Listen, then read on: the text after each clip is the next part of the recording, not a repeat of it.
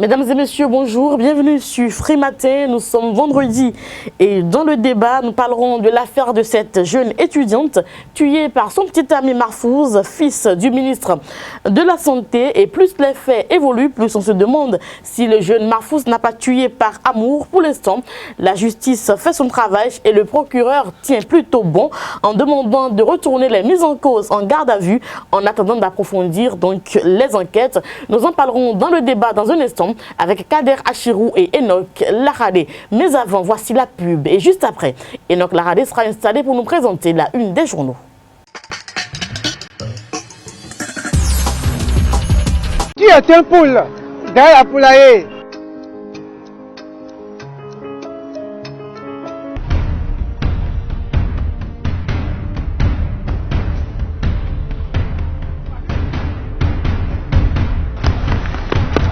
Dis-moi, pourquoi détruire ce que l'État construit à travers le forage? Détruire quoi? Petit ordu comme ça, hein? Tu vois ce que je dis? C'est vos déchets jetés dans les collecteurs qui empêchent l'écoulement des eaux et qui créent les inondations. Allez, allez,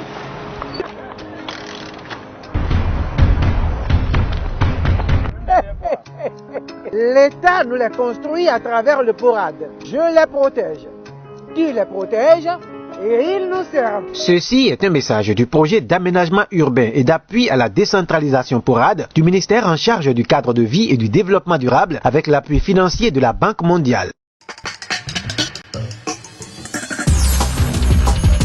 Après la pub, nous recevons Enoch Laradé pour la une des journaux. Nous démarrons par le quotidien du service public La Nation. Enoch Laradé, bonjour. Bonjour Nadège, amis internautes, bonjour. On démarre effectivement par La Nation qui titre ce jour retombé des visites du chef de l'État à l'extérieur. L'Arabie Saoudite et l'Inde soutiennent le Bénin. Et puis l'informateur, déclaration des structures de base de la renaissance du Bénin de Cotonou. Les militants disent non aux frondeurs et réaffirment leur soutien au président Léadi Soglo. Le matinal, sommet islamique arabo-américain et 52e assemblée de la BAD, les retombées du périple asiatique de Patrice Talon. Matin libre, période pause déguerpissement, les soutiens pour occuper le peuple. Et puis Nord Sud quotidien, relecture du statut de la magistrature, un nouveau bras de fer, une amable gouvernement en gestation. Et puis l'indépendant, décision de justice en faveur de Idéal Production, les conséquences logiques et immédiates de la condamnation de Boni Tessi. La Nouvelle Gazette qui titre ce jour grief des réformes de la renaissance du Bénin contre l'ex-président, 7 ans de gestion financière sans aucun compte rendu. Et puis le potentiel soutien des militants de l'aile pirate de la RB au président déchu, l'acte qui fait de Léadi Soglo un apprenti politique. On continue avec le challenge qui titre ce jour crise à la RB, de grosses interrogations sur la gestion financière de Léadi Soglo. L'opinion aujourd'hui, crise à la renaissance du Bénin, Léadi Soglo. Léadi doit le bilan financier de 7 ans de présidence. Et puis notre voix pour finir, non-lieu dans l'affaire PPA2, le PLP saisit 2 organisations internationales. Merci à vous, Enoch Laradé, pour la présentation de la une des journaux sur Free Matin. Nous aurons le plaisir de vous retrouver dans quelques instants avec Kader Achirou pour aborder un fait de société donc, dans le débat. Nous allons à présent recevoir Aurel Kwasi pour nous présenter le journal sur Free Matin. Dans un instant, nous parlerons entre autres de la journée de l'arbre qui sera donc célébrée en présence du chef de l'État. Dans un instant, le journal. Aurel Kwasi, bonjour. Bonjour Nadège, mesdames et messieurs, bonjour. Venus de tous les coins de Cotonou, les responsables des structures de base de la Renaissance du Bénin désapprouvent les comportements des frondeurs du parti. Ils réaffirment leur soutien total et indéfectible au président Léadi Soglo, qui est pour eux le seul détenteur de la légalité et de la légitimité du parti des Wézéoué. On écoute Innocent Atanon, porte-parole des structures de base de la Renaissance du Bénin. La Renaissance est mon parti, la Renaissance est mon parti, la Renaissance est mon parti. Oui, nous bâtirons notre pays, la Renaissance est mon parti. Oui, c'est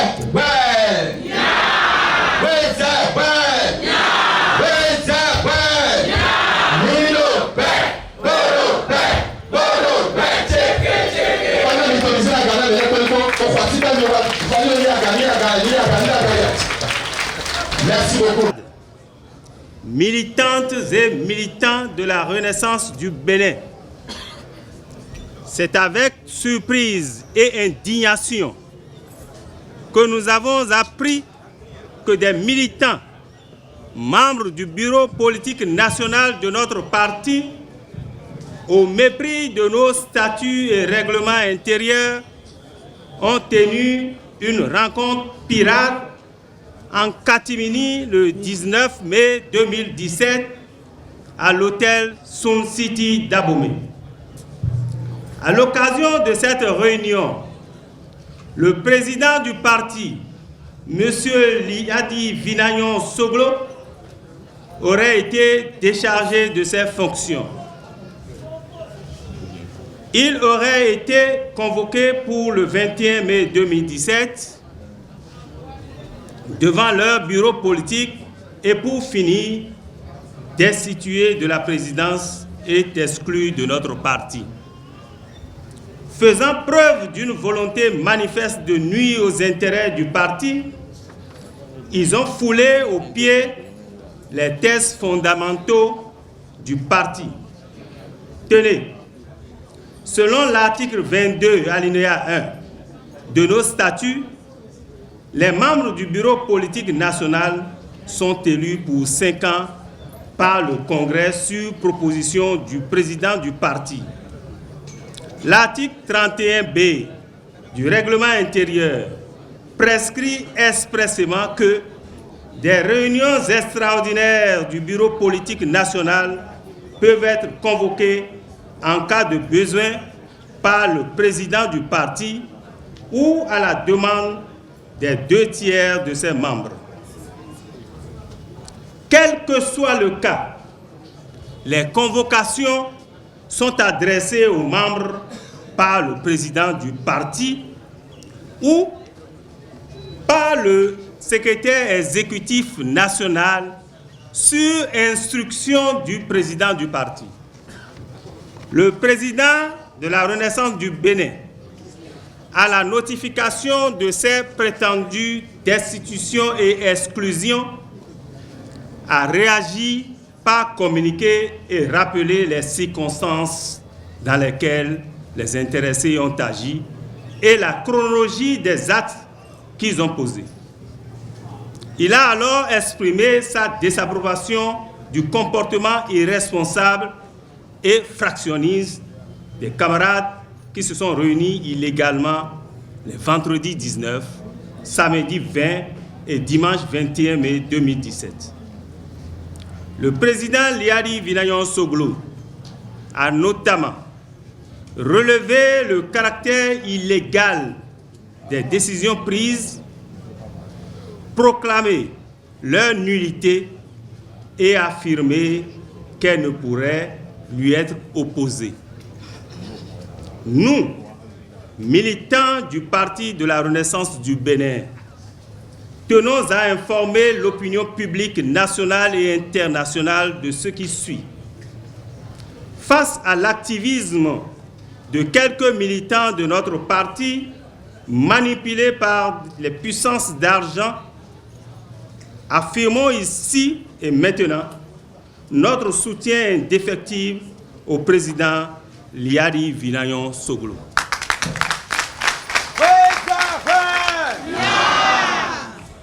Nous rappelons à tous que force doit rester à la loi, que notre président est le seul élu par le Congrès des 18 et 19 septembre 2010 et par conséquent le seul détenteur de la légitimité et de la légalité du parti.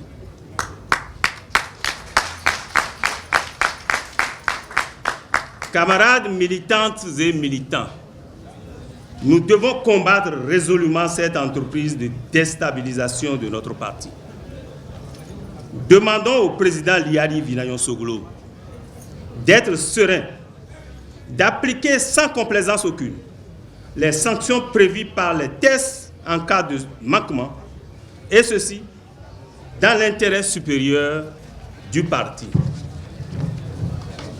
Affirmons la détermination des militants à consolider les bases du parti et rassurons le président Liari Villayon-Soglo qu'aucun militant ne cédera à une OPA, offre publique d'achat sur notre parti.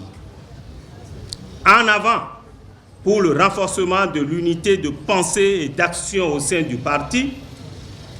Vive le président Liari Villayon-Soglo, vive la renaissance du Bénin.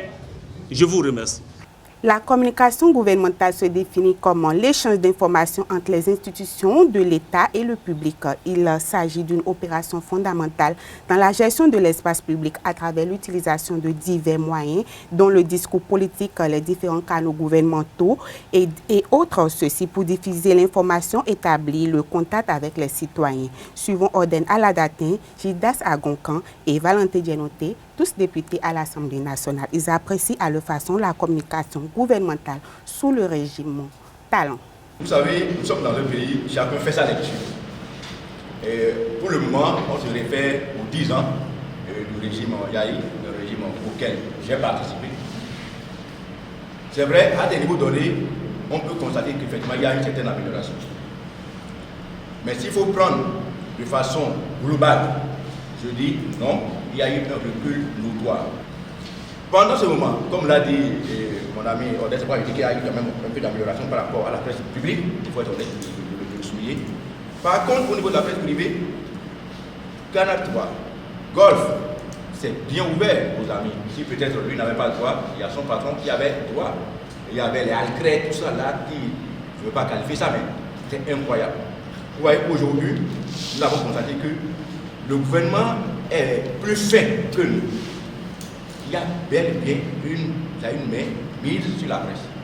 Ouais, lorsque nous parlons des contrats, tout à l'heure, ça disait qu'on n'a pas signé les contrats, on n'a pas mis tout ça là. Mais ce n'est pas vrai. Vous voyez, ce qu'il a dit, c'est très pertinent. Nous sommes dans un pays où ce sont les petites entreprises qui font la promotion même de notre économie. Mais curieusement, il s'est fait que, à l'avènement, c'est vrai, c'est une politique gouvernementale. Je n'ai pas à dicter au gouvernement la politique à tenir en matière de communication. Parce que nous étions dans une normocommunication. Et là, on dit, on suspend les contrats. On a suspendu les contrats, mais dans le même temps, on a sélectionné un certain nombre d'organes qui sont très bien payés. Et peut-être ce que mon ami ne sait pas, on leur dit très bien ce qu'il faut dire. On leur dit très bien ce qu'il faut faire. Contrat de toute forme. Vous avez un ministère. Le ministère a un contrat avec vous. La direction a un contrat avec vous. Les sociétés du ministère ont un contrat avec vous. C'est devenu une manne. Ça conditionne. C'est vrai que ça permet les conditions de travail, ça améliore ce qu'on peut appeler vulgairement la poche des promoteurs de presse. Mais est-ce que ça n'a pas déteint sur la qualité de l'information contradictoire qu'on devrait réussir dans la logique d'une démocratie réelle? Tout vous est interdit. Tout est verrouillé, vous ne pouvez rien du tout. Si vous êtes avocat, vous ne pouvez pas avoir un contrat public. Si vous êtes chef d'entreprise, vous n'avez aucun marché public. Si vous êtes. Dans ce contexte-là, ça devient une menace à la démocratie, qui est pas des personnes capables de financer ceux qui sont porteurs d'eau et qui peuvent porter la contradiction. Donc quand on parle de Patrice Talon de façon donc aussi légère, il faut toucher du doigt ce rôle-là, qui a été un rôle utile à l'enracinement de la démocratie. C'est pour ça que nous, dans le projet que moi j'ai participé à porter, nous avons dit qu'il faut prévoir un financement public des partis politiques. Sinon, ceux qui sont proches du pouvoir en tout, et c'est ça qui arrive au Cameroun là. Que les 10 ans derniers, des personnes avaient des contrats, ils sortent de magazines qui ne sont pas du tout publiés. On va donner les 10 exemplaires donc, dans le ministère, et puis c'est fini. Les contrats sont là, les révérences sont là, et tout le monde le sait. Il fallait arrêter avec tout cela. On ne peut pas continuer donc dans cette flopée. Ce n'est pas possible. Arbre, énergie et économie verte est le thème choisi au plan national pour la 33e édition de la journée de l'arbre au Bénin. Selon le lieutenant Bruno Missik-Bodé, responsable communal des eaux et forêts d'Alada, les manifestations officielles de la journée de l'arbre vont se tenir dans la commune d'Alada en présence du chef de l'État. Ainsi se referme ce journal sur Frématin. Merci de l'avoir suivi. Bon week-end à tous et à toutes et à toi également, Nadège. Merci à vous, Aurel Kwasi. Donc, c'était le journal sur Frématin. Il faut dire également qu'il y a eu le conseil hebdomadaire des ministres hier. Et puis, à l'issue de ce conseil, plusieurs projets de décret ont été adoptés. Il faut également retenir que Évariste Agli, donc DG au BRGM, a été relevé de ses fonctions. Nous sommes dans le débat dans un instant. C'est l'instant débat sur Frématin. Kader Achirou, bonjour. Bonjour Nadège. Et donc la radio est également sur ce plateau pour faire le débat. Et nous sommes vendredi, évidemment. Nous parlerons d'un fait de société. On revient donc sur l'affaire de ce jeune garçon qui a apparemment tué sa petite amie par amour. C'est l'enfant du ministre de la Santé. Et la toile a relayé suffisamment l'information. Kader Achirou, qu'est-ce que ceci vous inspire? Je pense que c'est un triste événement et qu'il faut d'abord se passer. D'abord d'évoquer le nom de X ou Y ou l'enfant, si ça y est, d'un enfant de ministre, d'évoquer le nom du ministre. Je pense qu'il faut voir les circonstances dans lesquelles l'acte et l'événement s'est produit.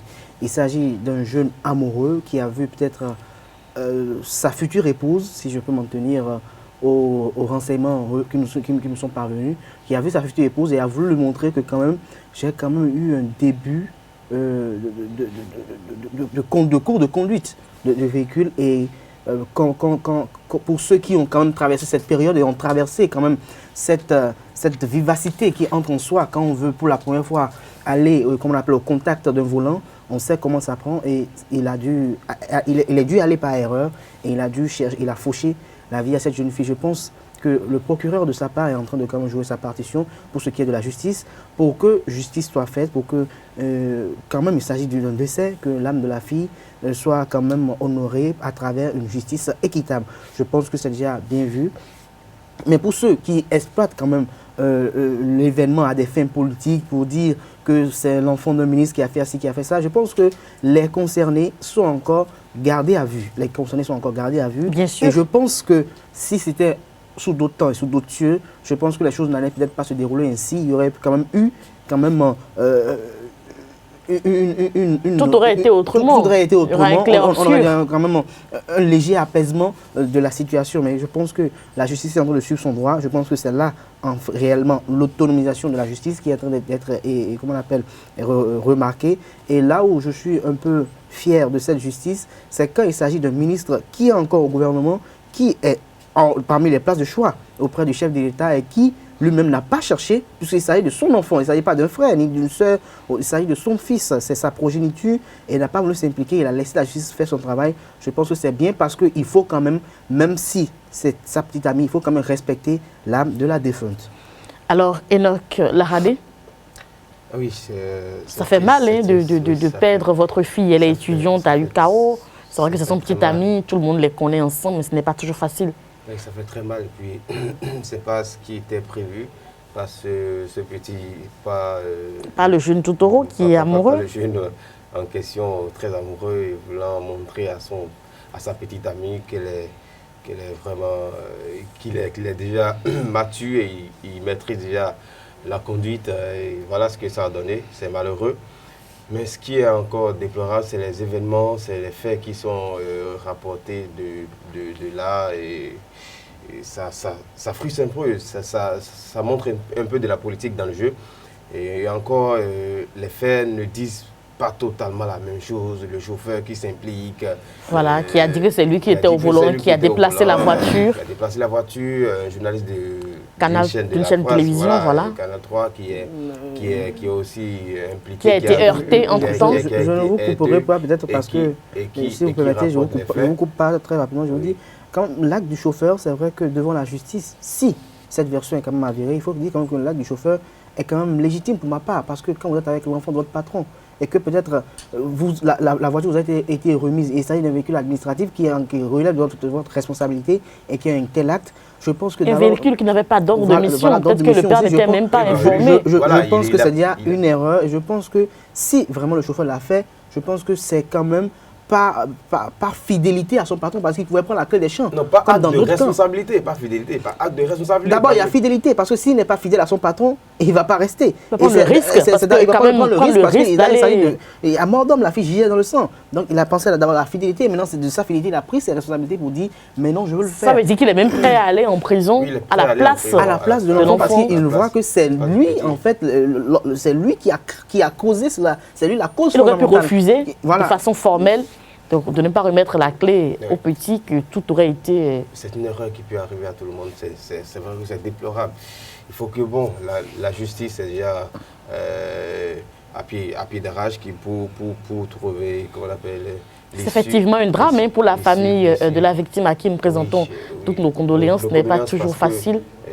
Garder une fille petite jusqu'à cet âge-là, déjà à l'université, je crois que ça fait un peu mal, c'est le moment de récolter des fruits et voilà la mort qui frappe à sur votre portail. C'est vraiment déplorable, ça fait très mal. Je pense que on devait quand même, peut-être des gens peuvent m'en vouloir si je le dis ainsi, de relativiser tout ce qui se passe par l'effet divin. Je pense que Dieu a voulu qu'il en soit ainsi et je pense que c'est une situation dramatique qui est survenu, mais des leçons doivent y être tirées.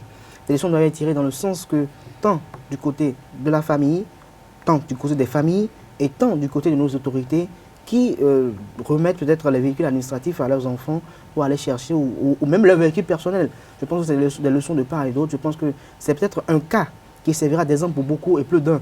Mais là où je m'en vais, c'est m'adresser à la famille, c'est de prendre leur courage à deux mains.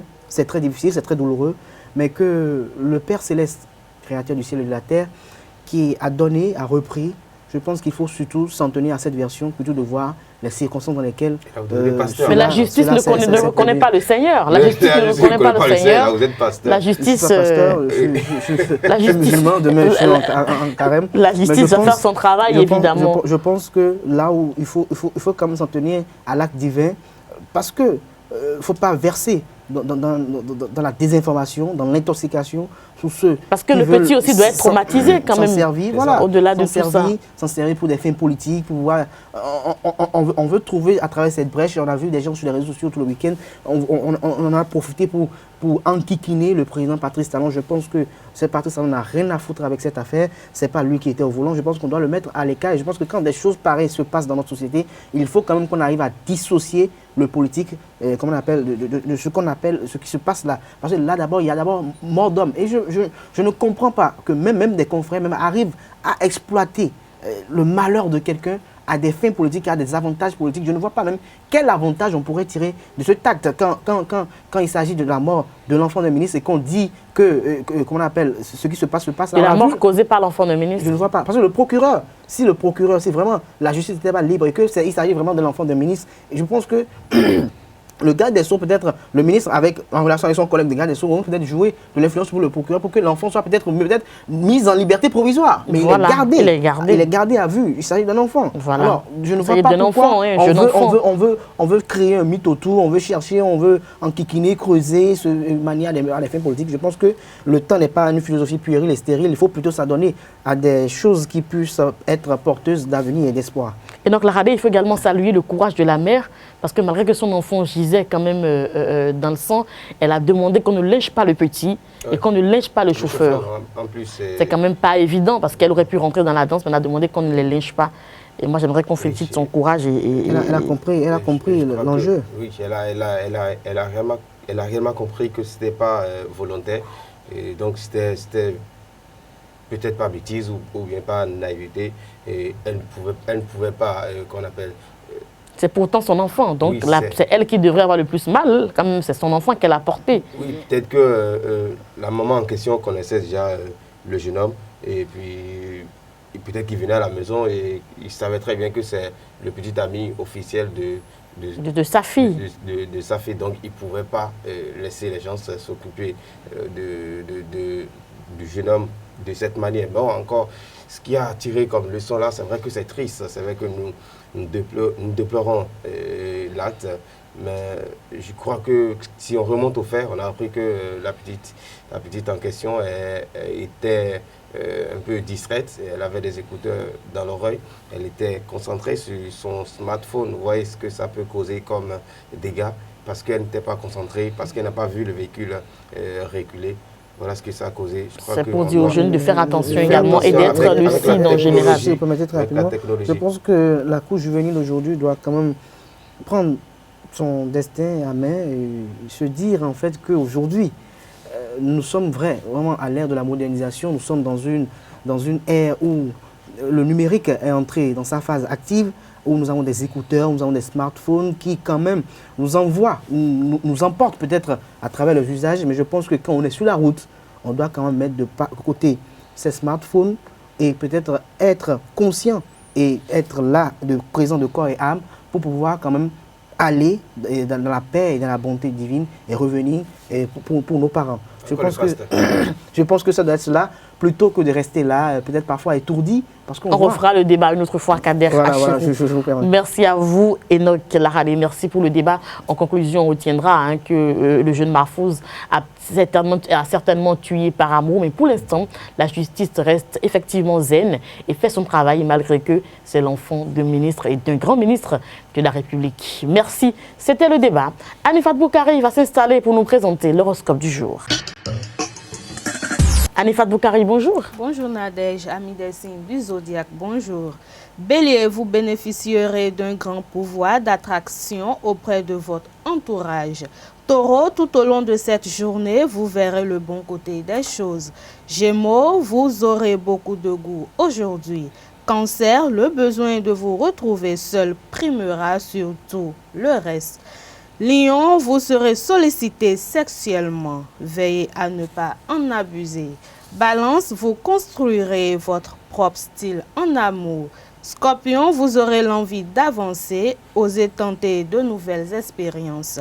Capricorne, il faudra bien vous intéresser aux choses pragmatiques de temps à autre. Verseau, vous serez un très bon orateur. Et pour finir, Poisson, la famille occupera la plus grande place aujourd'hui dans votre vie.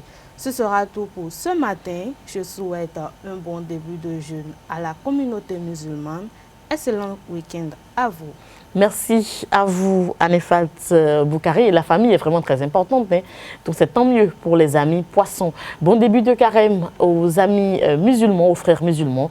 Merci pour l'attention. On se retrouvera lundi avec le même plaisir sur ce plateau des Frimatins. D'ici là, portez-vous bien. Au revoir et bon week-end.